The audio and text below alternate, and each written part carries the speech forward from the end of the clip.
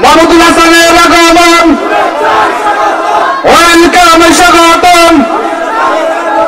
আল্লাহর হাবিব সাল্লাল্লাহু আলাইহি ওয়াসাল্লাম 1450 বছর আগে একটা সুসংবাদ দিয়ে গিয়েছেন, প্রত্যেকটা মুসলমানের এটা জানা জরুরি। বুখারীর হাদিস, আল্লাহর হাবিব সাল্লাল্লাহু আলাইহি ওয়াসাল্লাম বলেছেন, আমার উম্মতের একটা দল থাকবে যে দল হকের উপর সর্বদা থাকবে। সুবহানাল্লাহ বলেন। মুআজ রাদিয়াল্লাহু তাআলা আনহু বলেছেন, ওই দলটা সিরিয়ায় অবস্থান করবে। আবার আল্লাহর হাবিব সাল্লাল্লাহু আলাইহি ওয়াসাল্লাম বলেছেন, আমার উম্মতের মধ্যে দুইটা দল আছে, যেইটা দুইটা দলের জন্য আমি রাসূল নিজে গ্যারান্টি দিলাম, তাদেরকে আল্লাহ সরাসরি জান্নাত দান করে দিবেন। সুবহানাল্লাহ বলেন। একটা দল হচ্ছে ওই দল যাদের সময় হিন্দুস্তানের সাথে মুসলমানদের একটা যুদ্ধ হবে, ওই যুদ্ধে যে মুসলমান ইমানদাররা অংশগ্রহণ করবে, জাহান্নামের আগুন থেকে ওই মুসলমানদেরকে পানা দান করবেন তিনি কে? সুতরাং 1450 বছর আগে আল্লাহর হাবিব জানিয়ে দিয়েছেন যে একটা যুদ্ধ হবে হিন্দুস্তানের সাথে, ওই যুদ্ধে মুসলমানদের সাথে সংযুক্ত হবে এবং ওই যুদ্ধে মুসলমানদেরকে আল্লাহ রাব্বুল আলামিন বিজয় দান করে দিবেন। সুতরাং বোঝা যাচ্ছে আমাদের দেশ নিয়ে পাশের দেশ হিন্দু দাদাবাবুরা যে চক্রান্ত করছে, এমন হতে পারে আমার দেশের উপর হামলা হতে পারে, আমার দেশের উপর যে কোনো ধরনের অপতৎপরতা চলতে পারে। মুসলমানের রক্ত যাদের শরীরে আসে, মুসলমান ওমরের সাহস নিয়ে ওই হিন্দুস্তানের বিরুদ্ধে যুদ্ধ করতে রাজি আছো? হাত তুলে লেখা দেখাও।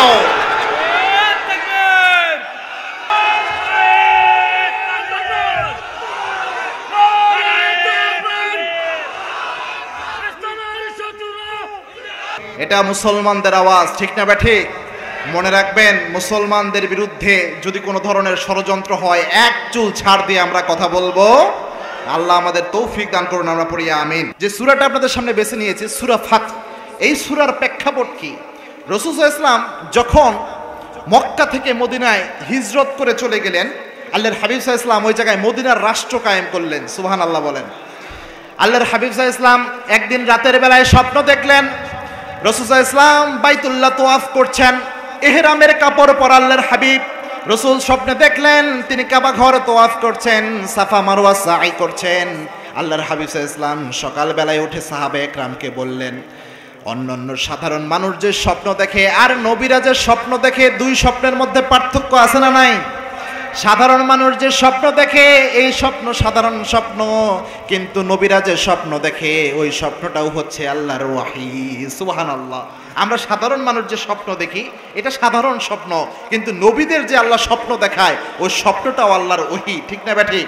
তবে মনে রাখবেন, স্বপ্ন হলো 3 প্রকার। কয় প্রকার? আমরা সাধারণ মানুষ যে স্বপ্ন দেখি এই স্বপ্নটা কয় প্রকার ভাই? 3 প্রকার। একটা হচ্ছে আর রুইয়া সলিহা, ওটা হচ্ছে ভালো স্বপ্ন। এই স্বপ্ন সাধারণ মানুষকেও আল্লাহ দেখায়, আপনাকেও দেখায়, আমাকেও দেখায়। এই স্বপ্নটা হচ্ছে সত্য স্বপ্ন।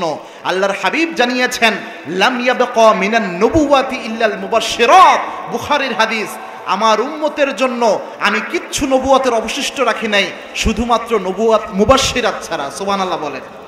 সাহাবা একরাম প্রশ্ন করলেন, ইয়া রাসূলুল্লাহ, আপনি জমিন থেকে চলে যাবেন কিন্তু আপনি মুবাশশিরাত রেখে যাচ্ছেন, এই মুবাশশিরাতটা কি? আল্লাহর হাবিব সাল্লাল্লাহু আলাইহি ওয়াসাল্লাম বলেছেন, আমার উম্মতকে আল্লাহ রাব্বুল আলামিন যখন দিক নির্দেশনা দেওয়ার চেষ্টা করবেন, আমার উম্মতকে আল্লাহ রাব্বুল আলামিন সুন্দর স্বপ্ন দেখাইয়া, সত্য স্বপ্ন দেখাইয়া তাদের দিক নির্দেশনা দিবে। সুবহানাল্লাহ। সুতরাং আপনি যদি ভালো স্বপ্ন দেখেন, রাসূল হাদিস শিখিয়েছেন, হাদিসে জানিয়েছেন, ভালো স্বপ্ন দেখলে আপনি দোয়া করেন, আল্লাহ এই স্বপ্নের ভালো দিক আমাকে দান করেন, তাহলে ওই স্বপ্নের মাধ্যমে ভালো একটা দিক, ভালো একটা জিনিস আল্লাহ আপনাকে দান করে দিবেন। সুবহানাল্লাহ বলেন। সুতরাং রাসূল স্বপ্ন দেখলেন, রাসূলের স্বপ্ন ওহী। সাহাবা একরাম বুঝতে পারলেন এটা তো আল্লাহর নির্দেশ। সাহাবা একরামও হিজরত করে যখন মদিনায় গিয়েছেন, অনেক দিন যাবত নিজের এলাকায় যায় না, তাদেরও মন চাচ্ছিল নিজের মাতৃভূমিতে একটু ফিরে যাওয়ার জন্য। সাহাবা একরাম আল্লাহর হাবিবকে বললেন, ইয়া রাসূলুল্লাহ, যেহেতু 6টা বছর হয়ে গিয়েছে আমরা চলে এসেছি, ইয়া রাসূলুল্লাহ চলেন যাই, একটু আমরা মক্কায় যাই, মক্কায় যে একটু উমরা করে আসি। আল্লাহর হাবিব সাল্লাল্লাহু আলাইহি ওয়াসাল্লাম 1400 জন সাহাবী নিলেন। কতজন? 1400 জন সাহাবী নিলেন। 6ষ্ঠ হিজরি, হিজরতের 6 বছর পর 1400 জন সাহাবী নিয়ে আল্লাহর হাবিব সাল্লাল্লাহু আলাইহি ওয়াসাল্লাম মক্কার দিকে রওনা হলেন। হুদাইবিয়া নামক জায়গায় যখন আল্লাহর হাবিব গেলেন, যাওয়ার সাথে সাথে আল্লাহর হাবিব সাল্লাল্লাহু আলাইহি ওয়াসাল্লামের রাস্তা অবরোধ করলো কাফেররা। আল্লাহর হাবিব সাল্লাল্লাহু আলাইহি ওয়াসাল্লামকে বলা হলো, ও মুহাম্মদ, তুমি মক্কায় প্রবেশ করতে পারবা না, তুমি মদিনায় আসো, মদিনায় থাকো, খবরদার মক্কায় তুমি প্রবেশ করবা না। নাউজুবিল্লাহ বলেন। আল্লাহর হাবিব সাল্লাল্লাহু আলাইহি সাল্লাম বললেন যে ঠিক আছে আমি মক্কায় প্রবেশ করব না, তবে আগে শোনো, আমি যে এখানে এসেছি আমি মক্কায় হামলা করতে আসি নাই, আমি এসেছি শুধু ওমরা করার জন্য। আমি ওমরা করেই আবার মদিনায় ব্যাক করব, আমি মক্কায় থাকবো না। এজন্যে আল্লাহর হাবিব সাল্লাল্লাহু আলাইহি সাল্লাম চাইলেন যে একটা কোনো সন্ধি বা চুক্তি করা যায় কিনা। এরপরে কিছু ঘটনা ঘটেছে, এটা এরপরে আসবে ইনশাআল্লাহ তাফসিরের মধ্যে ঢুকলে। এরপরে আল্লাহর হাবিব সাল্লাল্লাহু আলাইহি সাল্লাম তাদের সাথে চুক্তিবদ্ধ হলেন। কিন্তু চুক্তির পরে একটা চুক্তি যখন লেখা হয়, দলিল যখন লেখা হয়, সবার শেষে স্বাক্ষর করতে হয় কি হয় না? স্বাক্ষর করতে হয়। আপনারা যে জমি রেজিস্ট্রি করেন শেষে স্বাক্ষর করতে হয় না? যে কোনো কিছুতে স্বাক্ষর করতে হয়। তো রসুলের সাথে যে চুক্তিটা হয়েছিল হুদায়বিয়ায়, যে হুদায়বিয়ার সন্ধিটা স্থাপন হয়েছিল, রসুল যেই জায়গায় স্বাক্ষর করবেন ওই জায়গায় লেখা ছিল মুহাম্মাদুর রাসূলুল্লাহ সাল্লাল্লাহু। কাফেররা বলল সবই ঠিক আছে, চুক্তিও মেনে নিলাম। সাহাবা একরামের চাপের মুখে পড়ে যখন চুক্তিতে তারা স্বীকারোক্তি দিল, কিন্তু তারা বলল আমরা সব মেনে নিলাম, এই চুক্তিটাও আমরা মেনে নিলাম, কিন্তু মুহাম্মাদের সাথে রাসূলুল্লাহ এই শব্দটা কেটে দিতে হবে, না কাটলে আমরা এই চুক্তিতে স্বাক্ষর করব না। নাউজুবিল্লাহ বলেন। আল্লাহর হাবিব সাল্লাল্লাহু আলাইহি ওয়াসাল্লাম দেখলেন এই যে চুক্তিটা হচ্ছিল, আমি যদি রাসূলুল্লাহ শব্দটা কেটে না দেই তাহলে এরা এই চুক্তিটা সম্পাদন করবে না। আল্লাহর হাবিব সাল্লাল্লাহু আলাইহি ওয়াসাল্লাম আদেশ দিলেন তোমরা রাসূলুল্লাহ শব্দ কেটে দাও। সাহাবা একরাম বলেন না ইয়া রাসূলুল্লাহ, আপনাকে আমরা কলিজার চেয়ে বেশি ভালোবাসি গো নবী। ইয়া রাসূলুল্লাহ, আপনার নামের সাথে এই রাসূলুল্লাহ শব্দ রাখার জন্য যদি আজকে রক্ত দিতে হয়, আপনার নামের সাথে রাসূলুল্লাহ শব্দ রাখার জন্য আজকে যদি যুদ্ধ করতে হয়, তবুও রাজি আছি, তবুও আপনার নামের সাথে রাসূলুল্লাহ শব্দ কাটা যাবে না। সুবহানাল্লাহ বলেন। আল্লাহর হাবিব সাল্লাল্লাহু আলাইহি ওয়াসাল্লাম বলেন ও সাহাবীরা, এখানে চুক্তিটা বড়, এখানে শান্তি বড়, তোমরা আমার সামনে নিয়ে আসো চুক্তিপত্র।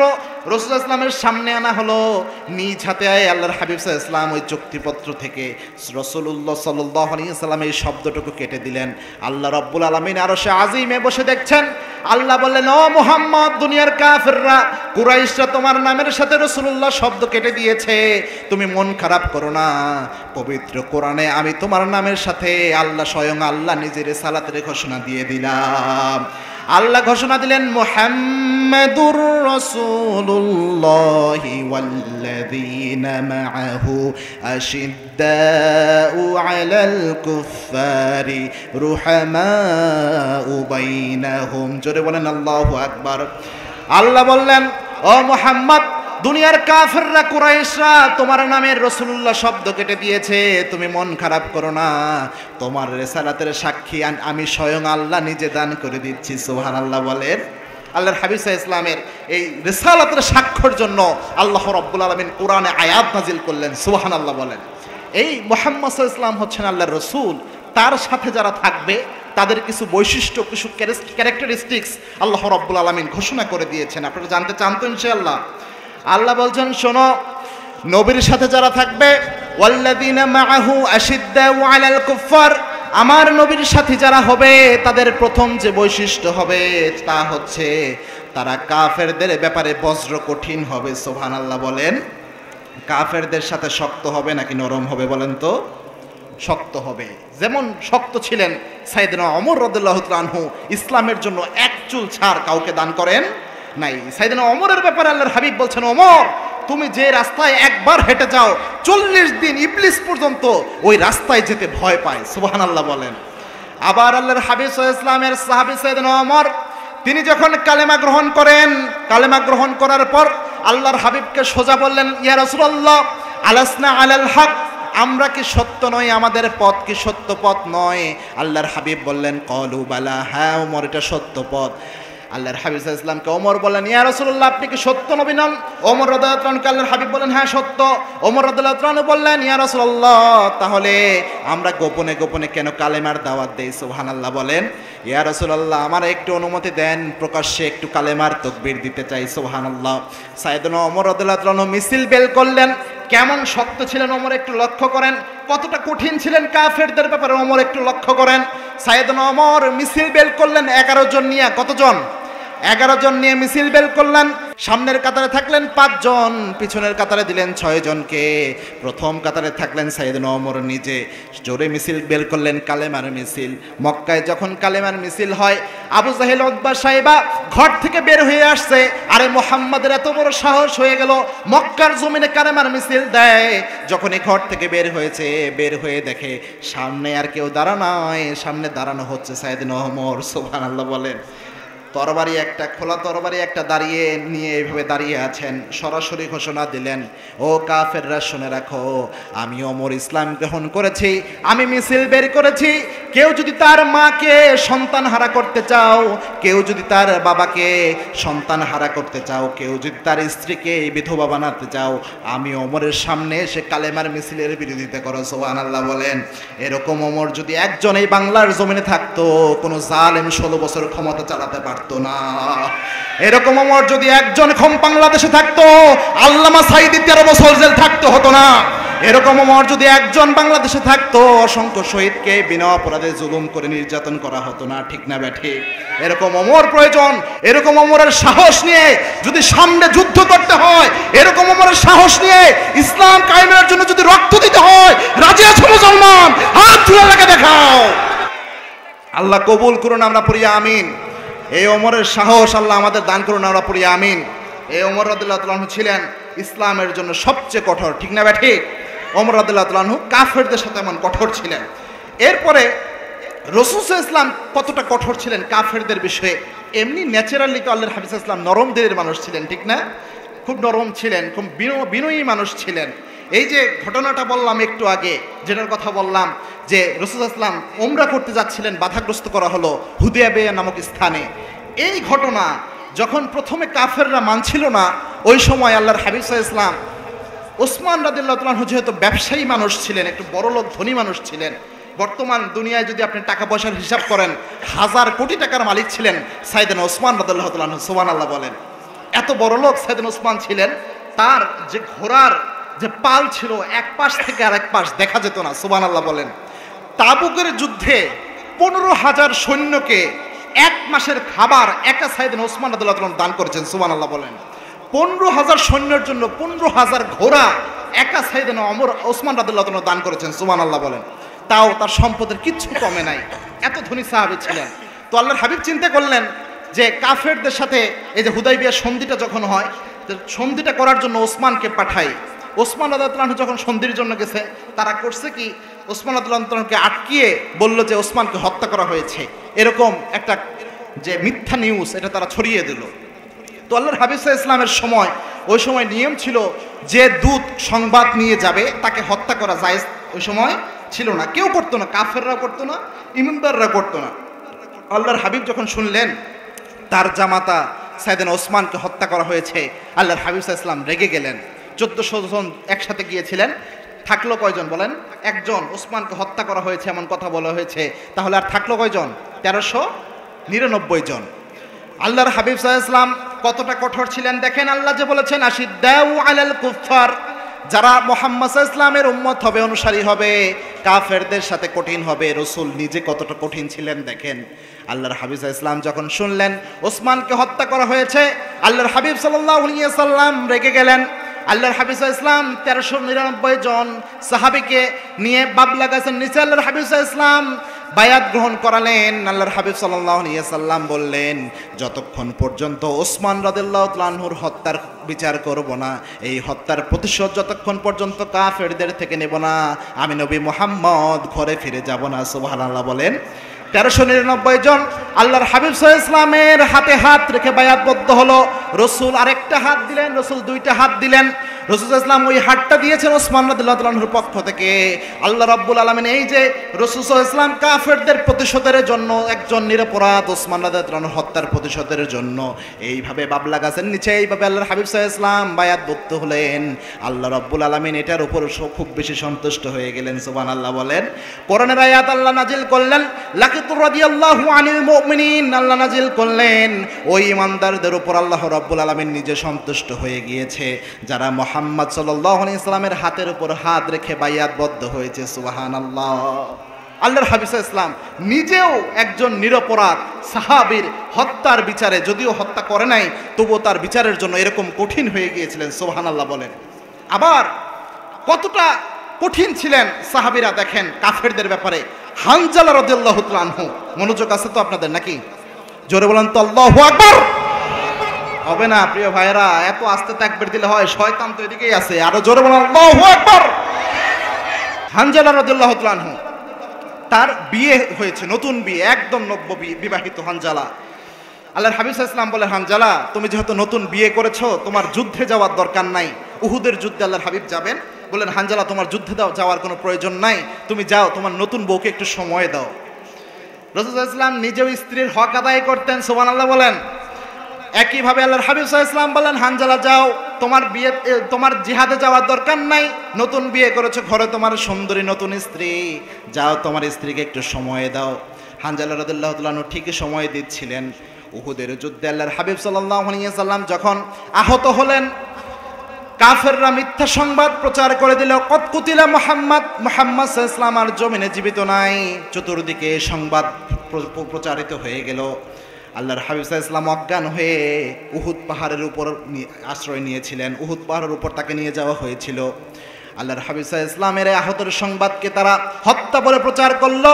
ওই যে হানজালা, যাকে আল্লাহর হাবিব ছুটি দিয়েছিলেন স্ত্রীর সাথে সময় দেওয়ার জন্য, তিনি স্ত্রীর সাথে সময় কাটাচ্ছিলেন।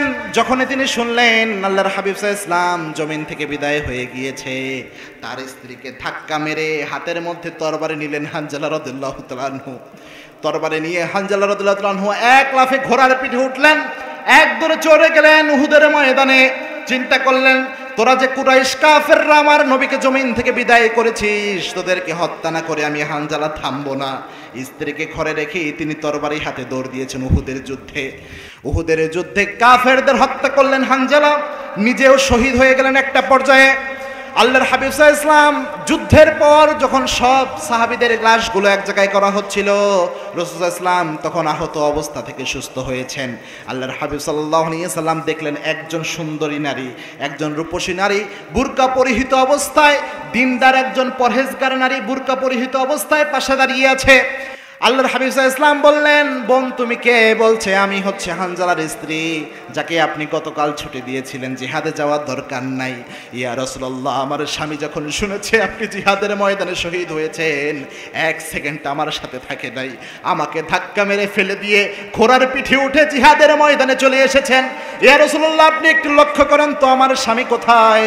আল্লাহর হাবিব সাল্লাল্লাহু আলাইহি ওয়াসাল্লাম সাহাবে একরামকে বলেন, ও সাহাবীরা একটু দেখো না আমার হানজালার লাশটা আছে নাকি।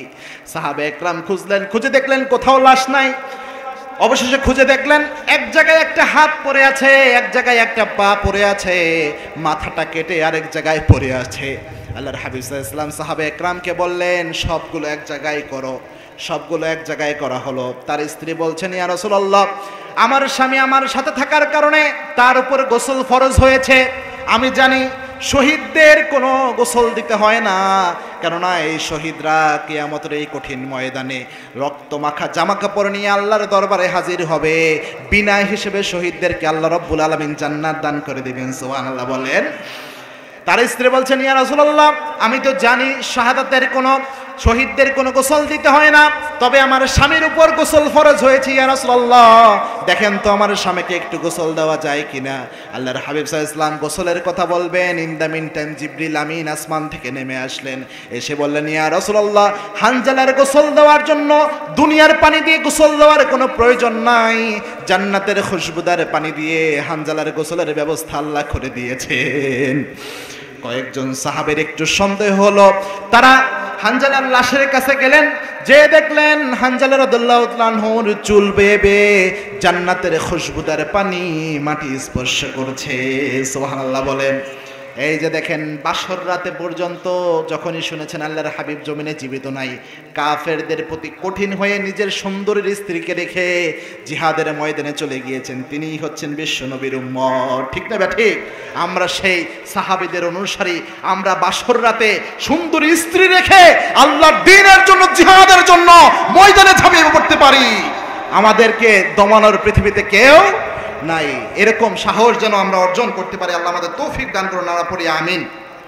এরপরে আপনারা একটা জিনিস জানলে অবাক হবেন, শুধুমাত্র শক্তিশালী যুবক সাহাবীরাই কাফেরদের ব্যাপারে এমন কঠিন ছিলেন, ব্যাপারটি এমন নয়। ছোট্ট বাচ্চারা কতটা সাহসী ছিলেন। এই যে ছোট বাচ্চা অনেকেই রয়েছে তাফসীর মাহফিলে, এরকম ছোট্ট কিশোর বাচ্চারা কতটা সাহসী ছিলেন। একটা ঘটনা দেখি, রাসূল সাল্লাল্লাহু আলাইহি ওয়াসাল্লামের বিরুদ্ধে সবচেয়ে বেশি অত্যাচার যিনি চালিয়েছেন তিনি হচ্ছে আবু জেহেল। কি নাম? আবু জেহেল। আবু জেহেল কি ওমর রাদিয়াল্লাহু তাআলার হাতে মারা গিয়েছেন? ওসমানের হাতে মারা গিয়েছেন? যার হাতে মারা গিয়েছেন দুইজন ছোট্ট কিশোর, একজনের নাম মাআস আর একজন নাম মুআওয়াস। ছোট্ট ছোট্ট বাচ্চা দুইজন। মাআস একটু বড় ছিলেন, মুআওয়াস আরো ছোট। আল্লাহর হাবিব সাল্লাল্লাহু আলাইহি ওয়াসাল্লাম যখন বদরের যুদ্ধে যাবেন, এই দুইজন ছোট্ট বালক আল্লাহর হাবিবকে বললেন, ইয়া রাসূলুল্লাহ, আমিও চাই আপনার সাথে একটু জিহাদে যেতে, আমাদের ইচ্ছা হচ্ছে আপনার সাথে একটু যুদ্ধে অংশগ্রহণ করব। সুবহানাল্লাহ বলেন। এই দুইজন বালক যে আল্লাহর হাবিবকে কথা বলার পর আল্লাহর হাবিব মুস্কি হাসলেন, বললেন, তোমরা ছোট্ট মানুষ, তোমরা যুদ্ধে যেয়ে কি করবা? আর একটু বড় হও, তারপরে তোমরা যুদ্ধে যাইও। ওই বালকরা ছাড়ে না, বলে, না ইয়া রাসূলুল্লাহ, আমাদের যুদ্ধে নিতেই হবে। বড় ভাই যিনি ছিল তিনি বললেন, ইয়া রাসূলুল্লাহ, আপনি আমাকে মনে করছেন আমি ছোট, আসলে আমি ছোট নই।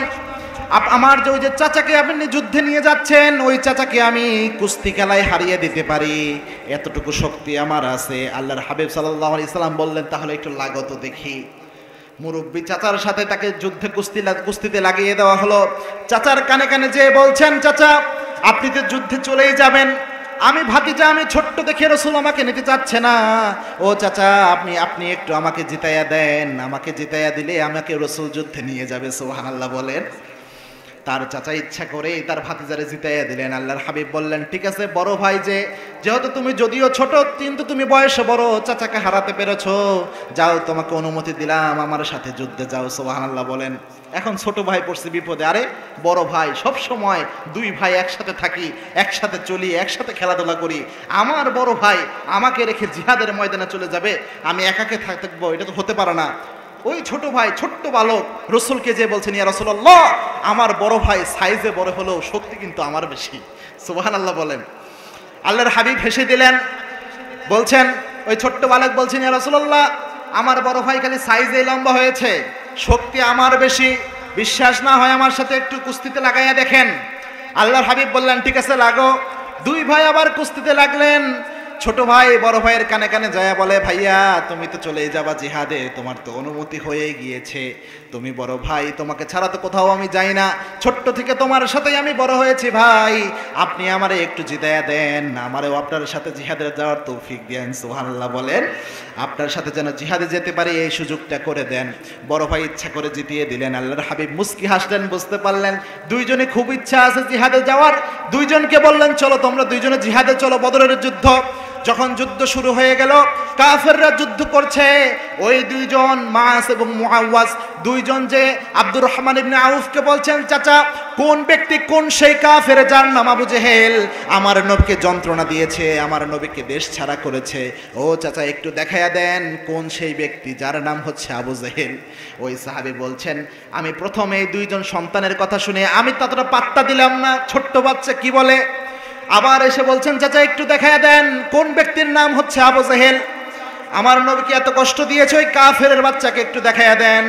তারপরে তাদেরকে দেখাইয়া দেওয়া হলো। তিনি বলছেন, আমি লক্ষ্য করলাম যখন আমি সাথে দেখাইয়া দিলাম ওই দুজন মাআস এবং মুআওয়াজকে, তীরের গতিতে দৌড়ে গেল আবু জেহেলের দিকে। যাওয়ার সাথে সাথে আবু জেহেলের পায়ের মধ্যে কোপ দিল, আবু জেহেলের ঘোড়ার মধ্যে কোপ দিল, আবু জেহেলের ঘোড়া মাটিতে পড়ে গেল, আবু জেহেল নিজেও মাটিতে পড়ে গেলেন। বড় ভাই কোপ দেয়, যখন বড় ভাইয়ের কোপ আবু জেহেল ফিরাইয়া দেয়, ছোট ভাই এই দিক থেকে কোপ দেয়, আবার ছোট ভাই আঘাত করছে, যখন ফিরাইয়া দিচ্ছে বড় ভাই আঘাত করছে। যুদ্ধের একটা পর্যায়ে এক ভাইয়ের হাতের মধ্যে কোপ দিয়ে হাতটা কেটে ফেললো, ছোট্ট বালক, কিশোর বালক। এই হাত যখন কেটে যায়, হাতটা ঝুলছিল, আরেক ভাই যে তিনি আরেকটা আঘাত করলেন, আঘাতে আঘাতে আবু জেহেলের শরীর ক্ষতবিক্ষত হয়ে গেল। কয়েকজন সাহাবী যে দেখলেন আবু জেহেল প্রায় মরে মরে অবস্থা, তারপরে কয়েকজন সাহাবী তাকে দুনিয়া থেকে বিদায় করলেন। এই যে দুইজন ছোট্ট কিশোর, দুইজন ছোট্ট বালক আবু জেহেলের ব্যাপারে এই যে বলিষ্ঠতার পরিচয় দিয়েছে, এই জন্য তাদেরকে জান্নাতের সুসংবাদ দিয়েছেন স্বয়ং আল্লাহ। সুবহানাল্লাহ বলেন। এই ছোট্ট ছোট্ট কিশোরদের মাধ্যমে আবু জেহেল পরাজিত হয়েছে। আপনারা দেখেছেন বিগত জালেম সরকার তাকে হটানোর জন্য আমার বিএনপির ভাইরা সমাবেশ করেছে, জামাতের ভাইরা সমাবেশ করেছে, বড় বড় কর্মসূচি আন্দোলন হয়েছে, তারা হটে নাই। যখন আমার ছোট্ট যুবক কিশোররা, এই জেলজির ছেলেরা যখন আন্দোলন করেছে, হাসিনা পিছনের দরজা দিয়ে পালাতে বাধ্য হয়েছে। এটাই হচ্ছে ইসলামের শিক্ষা। আবু জেহেলের মতো বড় কাফের, বড় জালেম, ওমরের মতো সাহসী বীরের হাতে মারা যায় নাই। ছোট্ট কিশোরদের হাতে যেভাবে মারা গিয়েছে, তেমনি ভাবে স্বৈরাচারও পালিয়েছে ছোট্ট কিশোরের হাতে। ঠিক না ব্যাঠে? পৃথিবীর সব বড় বড় জালেম দেখবেন সবাই ছোট ছোট জিনিসে হুজুট খায়। ঠিক না ব্যাটে? ফেরাউনের খবর আপনারা জানেন না? ফেরাউন কি মুসার হাতে থাপ্পড় খাইছে? আচ্ছা বলেন তো, মুসার হাতের থাপ্পড় কি ছোটখাটো থাপ্পড় ছিল না বড় থাপ্পড় ছিল? মালাকাল মউত আসছে, মুসা আলাইহিস সালামের জান কবজ করবে। আয়েশা বলছে, মুসা আপনার হায়াত শেষ, আপনার জানটা কবজ করতে চাই। অনুমতিও নেয় নাই, সালাম দেয় নাই, এক থাপ্পড় মারছে, মালাকাল মউতের এক চোখ শেষ। এতটা সাহসী ছিলেন। তিরমিজির বর্ণনায় পাওয়া যায়, মুসা আলাইহিস সালাম যখন রাগ করতেন, তার যে পাগড়ি পরতো, পাগড়ি ভেদ করে চুল দাঁড়ায় যেত। সুবহানাল্লাহ বলেন। মুসা আলাইহিস সালাম এক থাপ্পড় মেরেছেন, ফেরাউনের বাবুর্চিকে এক থাপ্পড়ে জমিন থেকে বিদায় হয়েছেন। সুবহানাল্লাহ বলেন। এই মুসা আলাইহিস সালামের হাতে কিন্তু ফেরাউন মারা যায় নাই, মারা গেছে কিসে? সমুদ্রে পিষ্ট হয়ে। নমরুদ মারা গিয়েছে ন্যাংরা মশার কামড়ে। এরকম পৃথিবীতে যত বড় বড় জালেম রয়েছে, বড় বড় শক্তিশালী ব্যক্তিদের হাতে মারা যায় নাই। তার মানে প্রমাণ হয়, নমরুদ গিয়েছে যেই পথে, ফেরাউন গেছে যেই পথে, বিগত 16 বছর ওই সরকারও গিয়েছিল সেই পথে। আল্লাহ আমাদের হেফাজত করুন, আমরা পড়ি আমিন।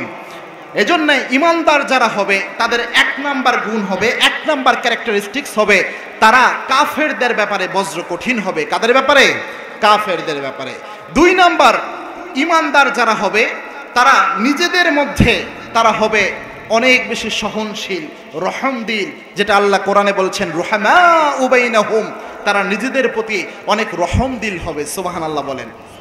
রহম প্রথম করতে হবে আপনার ঘরের মধ্যে। ঠিক না ব্যাঠে? রাসূল সাল্লাল্লাহু আলাইহি ওয়াসাল্লাম কেমন রহমদিল ছিলেন দেখেন, স্ত্রীদের সাথে আল্লাহর হাবিব কেমন ছিলেন। পৃথিবীতে যত রোমান্টিকতা আছে, এই যে নায়ক নায়িকারা নাটক সিনেমাতে রোমান্টিকতা শেখায় না, দেখবেন যেগুলো নায়ক নায়িকা সারাদিন প্রেম প্রীতি শিখায়, এগুলাই সংসার টিকে না। ঠিক না ব্যাঠে? আল্লাহর হাবিব কেমন রহমদিল ছিলেন স্ত্রীর সাথে দেখেন। একদিন আল্লাহর হাবিব সাল্লাল্লাহু আলাইহি ওয়াসাল্লাম বসে আছেন, পাশে খাদিজাতুল কুবরা বসা। আল্লাহর হাবিব সাল্লাল্লাহু আলাইহি ওয়াসাল্লাম খাদিজা রাদিয়াল্লাহু তাআলা আনহার সামনে কবরের আযাবের বর্ণনা দিচ্ছিলেন, কবরে কি কি শাস্তি হবে। খাদিজা রাদিয়াল্লাহু তাআলা আনহা আল্লাহর হাবিব সাল্লাল্লাহু আলাইহি ওয়াসাল্লামের মুখে যখন কবরের শাস্তির কথা শুনছিলেন, দরদর করে চোখের পানি পড়ছিল খাদিজার। আল্লাহর হাবিব সাল্লাল্লাহু আলাইহি ওয়াসাল্লাম প্রথম স্ত্রী, নিজের প্রিয়তমা স্ত্রী খাদিজার চোখের পানি মুছে দিচ্ছেন। মুছে দিয়ে বলছেন, ও খাদিজা, তুমি চোখের পানি ফেলো না, তোমার ঋণ আমি শোধ করতে পারবো না রে খাদিজা। এই মক্কার জমিনে যখন আমার সবাই বিরোধিতা করেছে, তুমি খাদিজা তুমি আমার পাশে ছিলে। সুবহানাল্লাহ বলেন। ও খাদিজা, তুমি কষ্ট পেও না, তুমি যদি মারাও যাও, তুমি কবরের আযাবের শাস্তি শুনে কান্না করছো রে খাদিজা। তোমাকে আমি ওয়াদা দিলাম, তুমি যদি মারা যাও, তোমাকে লাশ দাফন করার পর আমি তোমার কবরের পাশ থেকে চলে যাব না, যতক্ষণ পর্যন্ত মুনকার নাকির এসে তোমার সওয়াল জবাব না নেবে, ততক্ষণ পর্যন্ত আমি নবী মুহাম্মদ তোমার কবরের পাশ থেকে যাব না। সুবহানাল্লাহ বলেন। আল্লাহর হাবিব বললেন, খাদিজা, তোমার কবরের প্রশ্নের জবাবের দায়িত্ব আমি নবী মুহাম্মদ নিলাম। খাদিজা রাদিয়াল্লাহু তাআলা আনহা যখন মারা যায়, আল্লাহর হাবিব সাল্লাল্লাহু আলাইহি ওয়াসাল্লাম তার কবরের পাশে দাঁড়িয়েছিলেন। দীর্ঘক্ষণ দাঁড়িয়ে আছেন, রোদের মধ্যে দাঁড়িয়ে আল্লাহর হাবিব কান্না করছেন। এতটা ভালোবাসতেন খাদিজাকে আল্লাহর হাবিব সাল্লাল্লাহু আলাইহি ওয়াসাল্লাম, সবচেয়ে বেশি মহব্বত করতেন এই খাদিজাকে আল্লাহর হাবিব সাল্লাল্লাহু আলাইহি ওয়াসাল্লাম। এইভাবে খাদিজার ইন্তেকালের পর আল্লাহর হাবিব দাঁড়িয়ে দাঁড়িয়ে তার জন্য কান্না করছেন কবরের পাশে। আল্লাহ রাব্বুল আলামিন জিবরিল আমিনকে পাঠিয়ে দিলেন, যে বলেন, ইয়া রাসূলুল্লাহ, আপনাকে খাদিজার প্রশ্নের জবাব দেওয়ার জন্য এখানে দাঁড়িয়ে থাকার দরকার নাই, স্বয়ং আল্লাহ রাব্বুল আলামিন নিজে খাদিজার প্রশ্নের জবাবের ব্যবস্থা করে দিয়েছেন। সুবহানাল্লাহ বলেন। স্ত্রীর কষ্ট, স্ত্রীর ব্যথা, স্ত্রীর চোখের পানি আল্লাহর হাবিব সাল্লাল্লাহু আলাইহি ওয়াসাল্লাম এইভাবে মূল্যায়ন করেছেন। সুবহানাল্লাহ বলেন। ও ভাই, আপনি রহমদিল হবেন। রসুল প্রথম রহমদিল হয়েছেন তার পরিবারের উপর, ঠিক না ঠিক? একদিন আল্লাহর হাবিব সাল্লাল্লাহু আলাইহি ওয়াসাল্লাম দেখেন কতটা রহমদিল ছিলেন, তার স্ত্রীর প্রতি কতটা ভালোবাসা ছিল। একদিন আল্লাহর হাবিব সাল্লাল্লাহু আলাইহি ওয়াসাল্লাম তিনি বসে আছেন নামাজের পরে, মা আয়েশা রাদিয়াল্লাহু তাআলা আনহা তিনিও পাশে বসা। আল্লাহর হাবিব সাল্লাল্লাহু আলাইহি ওয়াসাল্লাম হাত তুললেন, হাত তুলে দোয়া করছেন, আল্লাহ কিয়ামতের এই কঠিন ময়দানে যেদিন মা সন্তানকে ভুলে যাবে, সন্তান মায়ের পরিচয় দেবে না, ওই কিয়ামতের এই কঠিন ময়দানে যেন আমি আমার খাদিজারে ভুলে না যাই। আয়েশা রাদিয়াল্লাহু তাআলা আনহা তিনিও বিশ্বনবীর সাথে হাত তুলে আমিন আমিন বলছিলেন। যখনই রাসূল এই দোয়া করেছেন, আয়েশা হাত নামিয়ে ফেলছে। আল্লাহর হাবিব মোনাজাত শেষ করলেন, বললেন, ইয়া রাসূলুল্লাহ, 40 বছরের একজন বৃদ্ধা নারীকে আপনি পেয়েছিলেন 25 বছরের যৌবনে, এর চেয়ে শ্রেষ্ঠ কোন নারী কি আপনার জীবনে আপনি স্ত্রী হিসেবে পান নাই? আল্লাহর হাবিব সাল্লাল্লাহু আলাইহি সাল্লাম বলেন, ও আয়েশা, খবরদার, আমার খাদিজার ব্যাপারে এমন কথা বলবা না। আল্লাহর আসমানের নিচে জমিনের উপর আমার খাদিজার চেয়ে শ্রেষ্ঠ কোনো মহিলা হয় না। সুবহানাল্লাহ বলেন। ও খাদিজা, ও আয়েশা, আমার খাদিজার ব্যাপারে এমন কোনো কথা বলবা না। শুনে রাখো, আমার খাদিজা যদি জীবিত থাকতো, কশ্চিন কালেও আমি দ্বিতীয় বিয়ে করতাম না। সুবহানাল্লাহ। এই খাদিজার জন্য আল্লাহর হাবিব সবচেয়ে বেশি কান্না করেছেন, চোখের পানি ফেলেছেন, এবং আল্লাহর হাবিব সাল্লাল্লাহু আলাইহি ওয়াসাল্লাম সবচেয়ে বেশি ভালোবাসতেন তার স্ত্রীকে। সুবহানাল্লাহ বলেন। আবার স্ত্রীদের যদি শরীরের অসুস্থতা আসে, স্ত্রীদের শরীরের অসুস্থতায় খোঁজ খবর নিতেন আল্লাহর হাবিব জনাবে মুহাম্মদ রাসূলুল্লাহ সাল্লাল্লাহু আলাইহি ওয়াসাল্লাম। স্ত্রীদের নিয়ে ঘুরতে বের হতেন চাঁদনি রাতে, যখন আকাশের মধ্যে চাঁদ জ্বল করে, মরুভূমির মধ্যে চাঁদনি রাতে নিজের স্ত্রীকে নিয়ে ঘুরতে বের হতেন। সুবহানাল্লাহ বলেন। এই যে স্ত্রীদের সাথে ভালোবাসা, স্ত্রীদের সাথে একটা রহমতপূর্ণ সম্পর্ক, এই শিক্ষা দান করেছেন মুহাম্মদ সাল্লাল্লাহু আলাইহি ওয়াসাল্লাম। এই যে আল্লাহ বলছেন, আশিদ্দাউ আলাল কুফফারি ওয়া রুহামাউ বাইনাহুম, ঈমানদার যারা হবে, এক ঈমানদার আরেক ঈমানদারের সাথে রহম দিলপূর্ণ হবে। প্রথম রহমতের স্থান হচ্ছে পরিবার। প্রথম স্থান কোনটা? পরিবার। স্বামী স্ত্রীর সম্পর্ককে আল্লাহ নিজেও বলেছেন মাওয়াদ্দাতু ওয়া রাহমা, এটার মধ্যে রহমত নাজিল করেছেন কে? আল্লাহ নাজিল করেছেন।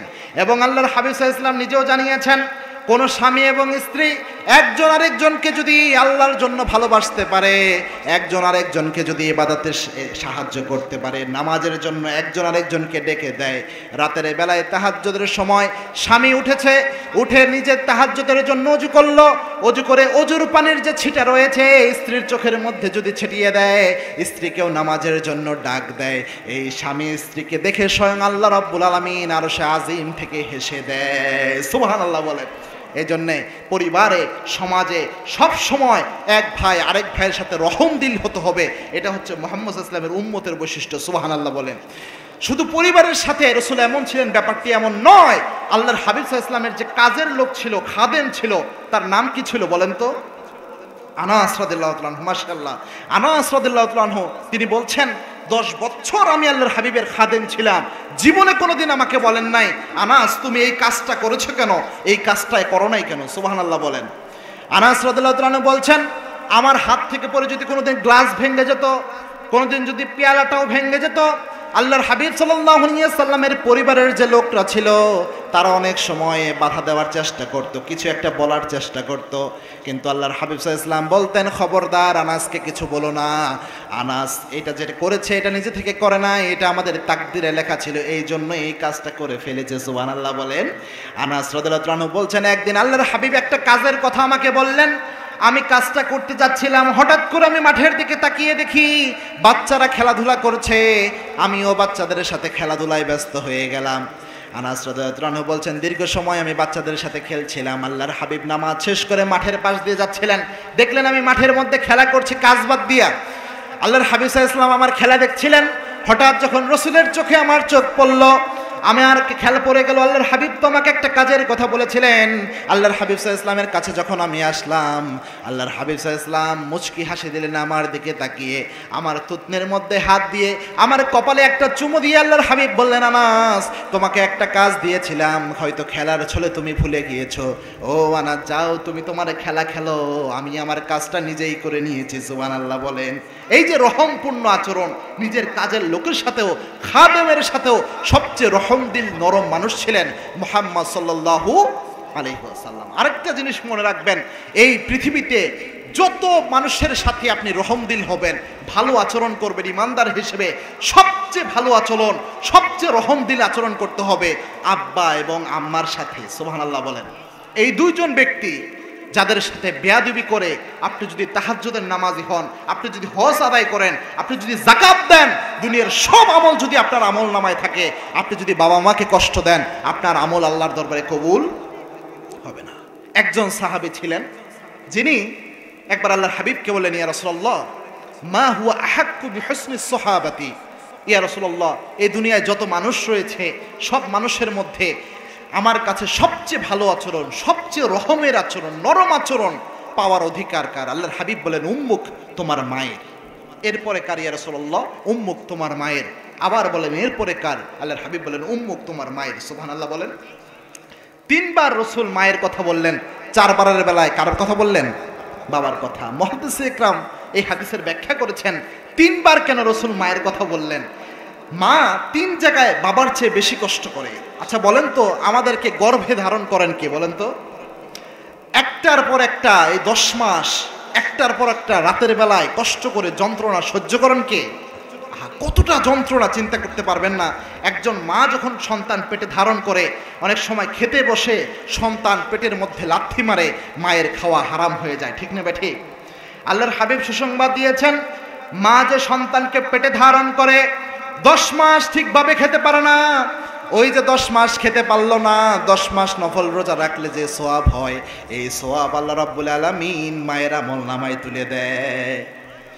ওই যে মা 10 মাস ঠিক করে রাতের বেলায় ঘুমাতে পারে না সন্তান পেটে নিয়ে, আল্লাহর হাবিব সুসংবাদ দিয়েছেন, সারা রাত তাহাজ্জুদের নামাজ টানা 10 মাস রাখলে যে সওয়াব হয়, এই সওয়াব আল্লাহ মায়ের আমলনামায় তুলে দেয়। আবার আল্লাহর হাবিব বলেছেন, কোনো মা যদি সন্তান দান করার সময়, সন্তান প্রসব করার সময় কোনো মা যদি মারা যায়, ওই মাকে বিনা হিসাবে জান্নাতি মৃত্যু দান করবেন কে? শহীদ হিসাবে আল্লাহ মৃত্যু দান করবেন। সুবহানাল্লাহ বলেন। আমরা সবাই শহীদ হয়ে মরতে চাই তো ইনশাআল্লাহ? মরতেই হবে যখন শহীদি মরণ দিও আমাকে। পড়েন, মরতেই হবে যখন শহীদি মরণ দিও আমাকে, শাহাদাত জানি শুধুই জীবন, সে জীবন দিও আমাকে, মরতেই হবে যখন শহীদি মরণ দিও আমাকে। জোরে বলেন আমিন, আরো জোরে আমিন। আল্লাহ আমাদের কবুল করুন, আমরা পড়ি আমিন। এজন্য পৃথিবীতে যত মানুষের সাথে ভালো রহমদিল আচরণ করতে হবে, সবচেয়ে বেশি রহমদিল নরম আচরণ করতে হবে আব্বা এবং আম্মার সাথে। আমরা যারা করতে পারি আল্লাহ তৌফিক দান করুন, আমরা পড়ি আমিন। ইয়ামেন থেকে একজন সাহাবী একবার তার মাকে নিজের পিঠে উঠাইছে। ইয়ামেন থেকে পিঠে উঠিয়ে হাঁটতে হাঁটতে মক্কায় আসছে। মক্কায় এসে কাবা ঘর তওয়াফ করেছে, সাফা মারওয়া সাই করেছে, হজ করার জন্য যত কাজ রয়েছে সব কাজ সম্পাদন করেছে। করে রসুলের দরবারে যেয়ে হাজির, যে বলছেন, ইয়া রাসূলুল্লাহ আমার মা হাঁটতে চলতে পারে না, আমার মাকে আমি পিঠে উঠিয়েছি, ইয়ামেন থেকে পিঠে উঠিয়ে আমি মক্কায় এসেছি, সাফা মারওয়া সাই করেছি, বাইতুল্লাহ জিয়ারত করেছি, ইয়া রাসূলুল্লাহ সব কাজ আমার মাকে আমি করিয়েছি। ইয়া রাসূলুল্লাহ আমার মাকে যেভাবে পিঠে উঠিয়ে হাঁটতে হাঁটতে আমি এই সফর করলাম, আমার মায়ের জন্য যে খিদমতটা আমি করলাম, আমার মায়ের কোনো হক আমি আদায় করতে পেরেছি কিনা? আল্লাহর হাবিব সাল্লাল্লাহু আলাইহি ওয়াসাল্লাম বললেন, ও সাহাবী, এই যে কষ্টটা তুমি করেছো, এর জন্য মায়ের এক ফোঁটা দুধের হকও তুমি আদায় করতে পারো না। সুবহানাল্লাহ বলেন। আল্লাহর হাবিব সাল্লাল্লাহু আলাইহি ওয়াসাল্লাম বলছেন, লাউ কাতা'তা জিলদাক, শরীরের চামড়াও যদি মায়ের জন্য কেটে, বাবার জন্য কেটে পা পোজ বানায়া দেওয়া হয়, তবুও বাবা মার হক আদায় করা সম্ভব না, সম্ভব না। আল্লাহর হাবিব সাল্লাল্লাহু আলাইহি ওয়াসাল্লামের কাছে একবার ওমর রাদিয়াল্লাহু তাআলা আনহুর ছেলে আব্দুল্লাহ ইবনে ওমর আসলেন। আব্দুল্লাহ ইবনে ওমর এসে বললেন, ইয়া রাসূলুল্লাহ আমি নতুন বিয়ে করেছি, আমার স্ত্রীকে আমি কলিজা দিয়ে ভালোবাসি, কিন্তু আমার আব্বা দেখতে পারেন আমার বউকে। আল্লাহর হাবিবকে প্রথম দিন যখন এই বিচার দিল, আল্লাহর হাবিব কিচ্ছু বললেন না। দ্বিতীয় দিন আবার আব্দুল্লাহ ইবনে ওমর এসে বললেন, ইয়া রাসূলুল্লাহ, আমি বিয়ে করেছি, আমার স্ত্রীকে আমি ভালোবাসি, আমার আব্বা পছন্দ করে না। আল্লাহর হাবিব দ্বিতীয় দিনও কিচ্ছু বললেন না। তিনবার যখন আল্লাহর হাবিবকে বিচার দিলেন, আল্লাহর হাবিব বললেন, আব্দুল্লাহ, জান্নাতের একটি দরজা, একটার নাম আব্বা আর একটার নাম আম্মা, তাদের সাথে কি আচরণ তুমি করবা এটা বেছে নাও। সুবহানাল্লাহ বলেন। এই জন্যে আল্লাহর হাবিব সাল্লাল্লাহু আলাইহি ওয়াসাল্লাম শিক্ষা দিয়েছেন, পৃথিবীতে যত মানুষ রয়েছে সব মানুষের মধ্যে সবচেয়ে ভালো আচরণ আপনি যার সাথে করবেন, সবচেয়ে রহমতুল আচরণ যার সাথে করবেন, তার হলো আব্বা এবং আম্মা। আল্লাহ আমাদের করা তৌফিক দান করুন, আমরা পড়ি আমিন। তাহলে ইমানদার হওয়ার জন্য প্রথম, মুহাম্মদ ইসলামের উম্মত হওয়ার জন্য প্রথম আল্লাহ যে গুণ বর্ণনা করলেন, মুহাম্মাদুর রাসূলুল্লাহ, মুহাম্মদ ইসলাম হচ্ছে আল্লাহর রাসূল। ওয়াল্লাযীনা মাআহু আশিদ্দাউ আলাল কুফার, মুহাম্মদ ইসলামের অনুসারী যারা হবে, এক নম্বরে তারা কাফেরদের সাথে কঠোর হবে, দুই নম্বর রুহামাউ বাইনাহুম, নিজেদের মাঝে হবে রহম দিল। সুবহানাল্লাহ বলেন। এখন পৃথিবীর মুসলমানদের অবস্থা, পৃথিবীর মুসলমানদের আচরণ এটার মতো নাকি এটার উল্টা বলেন তো? আমরা মুসলমানরা কাফেরদের সাথে বন্ধুত্ব বানাই আর ইমানদারদের বিরোধিতা করি, আছে না নাই? গতকালকে বা আজকে সকালে উঠে আমি এই নিউজটা দেখলাম, বাংলাদেশে তাবলিগ জামাতের যে ইজতেমা হয়, সাতপন্থী এবং জুবায়েরপন্থী এই দুই গ্রুপের সংঘর্ষ হয়ে 4 জন মানুষ ইন্তেকাল করেছে। নাউজুবিল্লাহ বলেন। যতজন মানুষ এই তাবলিগ জামাতের এই কোন্দলটার জন্য, এই সংঘর্ষের জন্য দায়ী, আল্লাহর কসম প্রত্যেকজন কবিরা গুনাহ তাদের আমলনামায় উঠে গিয়েছে। ঠিক না ব্যাঠে? এই যে তাবলিগ জামাত হচ্ছে, এই জায়গায় আপনারা দেখেছেন এই সংঘর্ষটা হয়েছে এবং আমার অনেক ভাই এই জায়গায় আহত হয়েছে। হয়েছে কি হয় নাই? আচ্ছা, দাওয়াত এবং তাবলিগ এটা কার নির্দেশ বলেন তো? এই জায়গায় যদি সংঘর্ষ হয়, আক্রমণ হয়, এটা কি কাফেররা, ইসলাম বিরোধীরা এখানে ভালো মেসেজ নেবে? জোরে বলেন। দাওয়াত এবং আমাদের মুসলমানদের এক থাকার কথা বলেছেন কে? আমরা মুসলমানরা ভ্রাতৃত্বের বন্ধনে থাকবো, এই আদেশটা কার? এবং কি আল্লাহর হাবিব সাল্লাল্লাহু আলাইহি ওয়াসাল্লাম বলেছেন, শোনো, ততক্ষণ পর্যন্ত তুমি ইমানদার হতে পারবা না যতক্ষণ পর্যন্ত তুমি আরেক ভাইয়ের জন্য ততটুকু ভালোবাসা, ততটুকু মহব্বত রাখতে না পারবা যতটুকু পর্যন্ত নিজের জন্য না রাখতে পারো। সুবহানাল্লাহ বলেন। আপনি নিজেকে যতটা ভালোবাসেন ততটুকু আরেক ভাইকে যদি ভালোবাসতে না পারেন, আপনি ইমানদার হতে পারবেন? আবার আল্লাহর হাবিব বলেছেন, পৃথিবীর এক প্রান্তে যদি একজন ইমানদার আক্রান্তের শিকার হয়, তোমার শরীরে যদি কষ্ট না লাগে, তুমি ইমানদার না। সুতরাং এই যে হামলা হয়েছে, এই জায়গায় আমার যে ভাইয়েরা আক্রান্ত হয়েছে, আমরা দোয়া করছি আল্লাহ যেন তাদের মাফ করে দেয়, আমরা পড়ি আমিন। এবং আমি উদার্থ আহ্বান জানাবো, যেহেতু আলোচনাটা নেটে যাবে, লক্ষ লক্ষ মানুষ এটা দেখবে, আমি উদার্থ আহ্বান জানাবো, আপনারা যারা রয়েছেন আলেম ওলামা, সাতপন্থী এবং জুবায়েরপন্থী, অচিরেই এই দ্বন্দ্ব নিরসনের চেষ্টা করেন। এখন মুসলমানদের বিভক্ত হওয়ার সময় নাই, সামনের যে দিন এসেছে, আমরা ইমানদাররা যদি একজন আরেকজনের বিরুদ্ধে লেগে থাকি, বাতিলরা আবার মাথাচাড়া দিয়ে উঠবে। ঠিক না ঠিক? আমরা ইমানদাররা যদি একসাথে থাকতে পারি, আলেমদের নিয়ে যদি ঐক্য করতে থাকি, সামনের যে বাংলাদেশ হবে, ওটা হবে টুপিওয়ালাদের বাংলাদেশ। বাংলাদেশের সব শাসন ব্যবস্থা দেখা শেষ। জিয়ার শাসন ব্যবস্থা দেখেছি আমরা, খালেদা জিয়ার শাসন ব্যবস্থা দেখেছি, শেখ হাসিনার শাসন ব্যবস্থা দেখেছি, সব আমরা দেখেছি। কার আমলে কি হয় তাও আমরা দেখেছি। আমরা সব দেখা শেষ। একটিবারের জন্য আমরা চাই তাদের মাধ্যমেই কোরআন হাদিসের বাংলাদেশ কায়েম হোক, ইনশাল্লাহ বলেন। আমরা আহ্বান জানাবো, যারাই ক্ষমতায় যান, যারা বিএনপির ভাইরা রয়েছেন, আপনারা ক্ষমতা গেলে কোরআন দিয়ে দেশ পরিচালনার চেষ্টা করুন। ঠিক না বেঠিক? এটা আমাদের ইমানের দাবি। এটা যদি করেন 16 কোটি 18 কোটি জনগণের ভালোবাসা আপনাদের জন্য থাকবে। ঠিক না বেঠিক? আমরা বিগত সময় দেখেছি আমার বিএনপির অনেক ভাইয়েরা অনেক জুলুমের শিকার, কষ্টের শিকার। জামাত ইসলামের আমার অনেক ভাইয়েরা নিজের ঘরে থাকতে পারে নাই। এই যে কষ্টগুলো তারা করেছে, এটা তখনই সার্থক হবে যখন আল্লাহর জমিনে আল্লাহর দিন আরেকটা বার কায়েম হবে। ঠিক না ঠিক? আল্লাহ আমাদের সেই সুদিন দেখার তৌফিক দান করুন, আমরা পড়ি আমিন।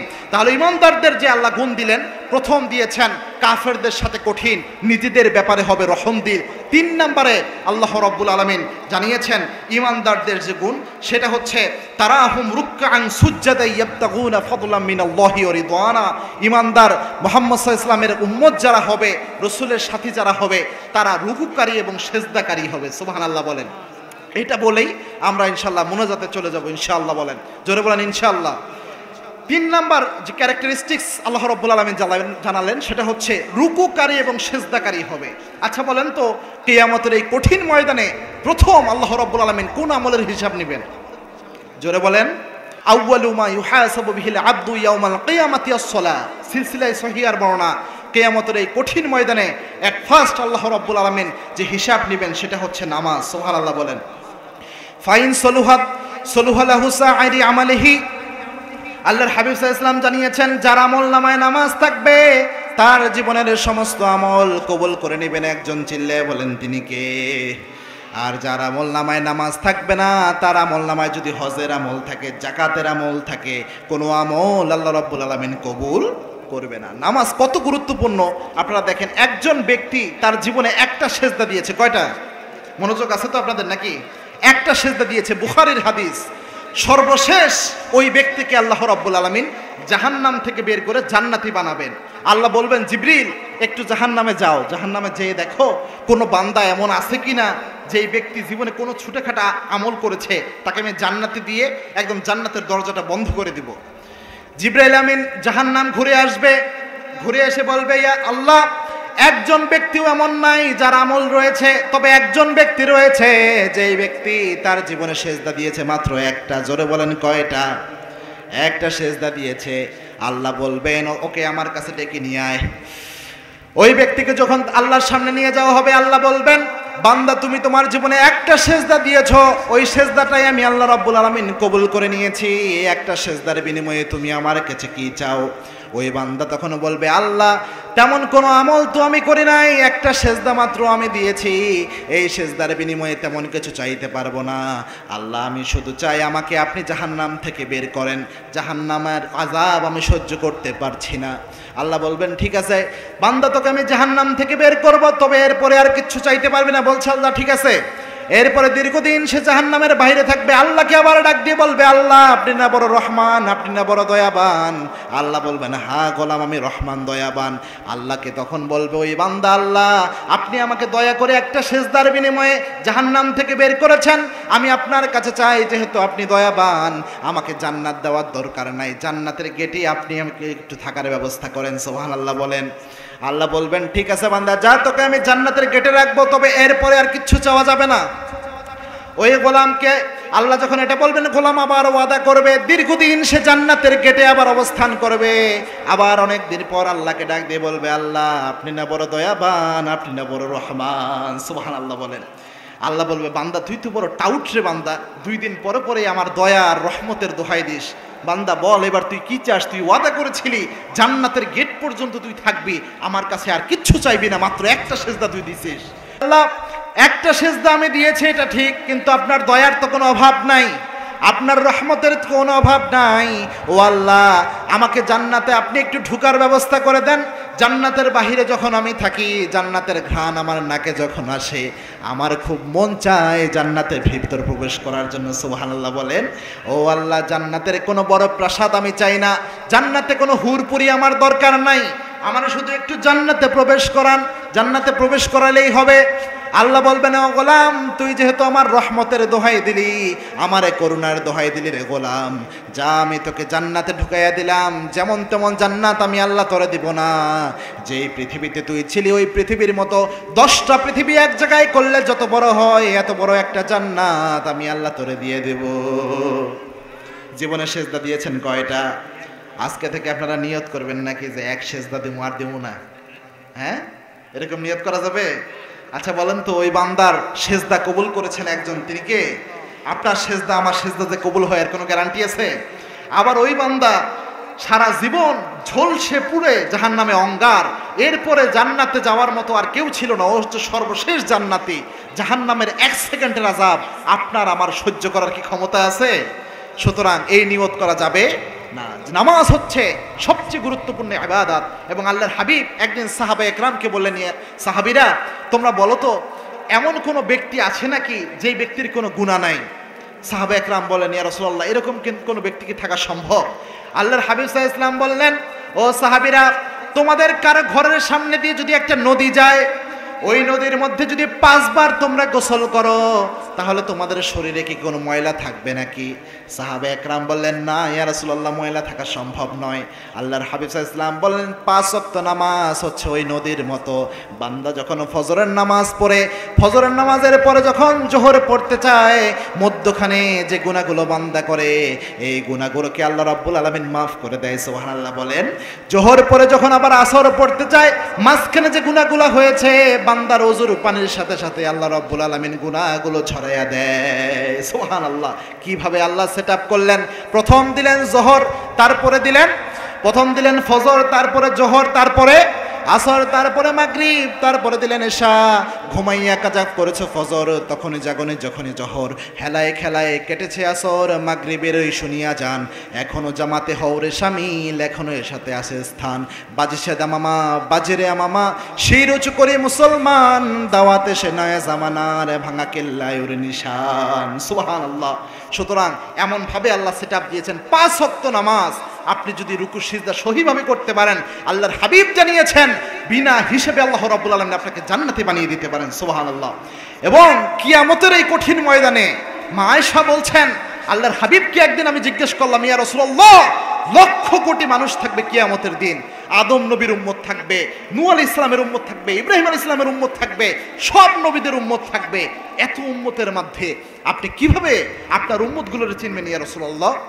আল্লাহর হাবিব সাল্লাল্লাহু আলাইহি ওয়াসাল্লাম বললেন, ও আয়েশা, তুমি কি কখনো হুররাম মুআজ্জিলিন এমন কোন ঘোড়া দেখেছো নাকি যেই ঘোড়াগুলো অনেক ঘোড়ার মধ্যে থাকলেও কপাল চিকচিক করে, এমন ঘোড়া দেখেছো নাকি? আয়েশা রাদিয়াল্লাহু তাআলা আনহা বললেন, হ্যাঁ ইয়া রাসূলুল্লাহ, দেখেছি।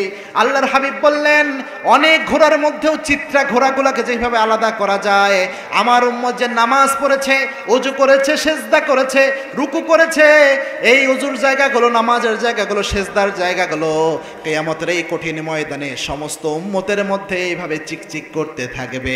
এইগুলো দেখে দেখে আমি চিনে নিব এগুলো আমার উম্মত। সুবহানাল্লাহ। সুতরাং নামাজ পড়তে রাজি আছেন তো প্রিয় ভাইরা? ইনশাআল্লাহ। আল্লাহর কাছে বলেন, হে আল্লাহ, জোরে বলেন, হে আল্লাহ, হাত তুলেন, বলেন, হে আল্লাহ, জীবনে আর কোনোদিন ফরজ নামাজ, ফরজ রোজা ছাড়বো না ইনশাআল্লাহ। আল্লাহ তুমি তৌফিক দান করো, বলো না আমিন।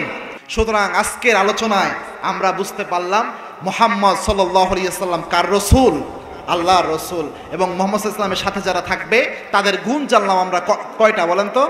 3টা গুণ জানলাম। 1 নাম্বার হচ্ছে আশিদ্দাউ আলাল কুফার, মুহাম্মদ সাল্লাল্লাহু আলাইহি ওয়াসাল্লামের উম্মত যারা হবে তারা কাফেরদের সাথে হবে বজ্র কঠিন। 2 নাম্বার জানলাম ওয়ারুহামাউ বাইনাহুম, ইমানদারদের সাথে হবে রহমদিল। 3 নাম্বার আমরা জানলাম মুহাম্মদ সাল্লাল্লাহু আলাইহি ওয়াসাল্লামের উম্মতরা রুকু এবং সিজদাকারী হবে। সুবহানাল্লাহ বলেন। এই কাফেরদের প্রতি বজ্র কঠিন, কাফেরদের সাথে মাথা নত ইমানদাররা করবে না, এই ঘোষণাটা কার? বাংলাদেশের শ্রেষ্ঠ একজন মুফাসসির আল্লামা দেলোয়ার হোসেন সাঈদী, সকলে বলেন রাহিমাহুল্লাহ। আল্লামা দেলোয়ার হোসেন সাঈদীকে একবার এরকম মাহফিলে গুলি করা হয়েছিল তাকে হত্যার জন্য। এই ঘটনা কি আপনারা জানেন?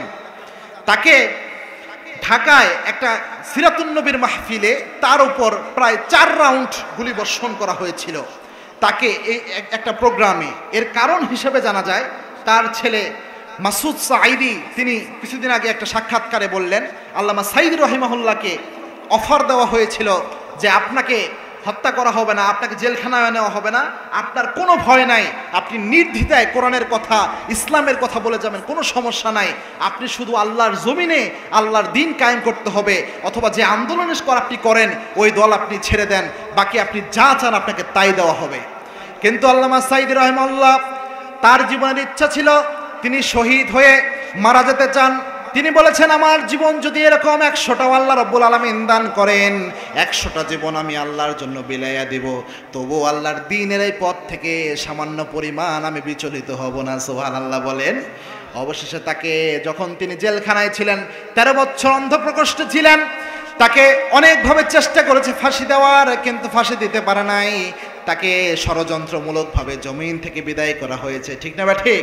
আপনারা দেখেছেন যেই ব্যক্তি তার চিকিৎসা দিয়েছে তাই তিনি বলেছেন আল্লামা সাঈদী হার্ট অ্যাটাক করেছে।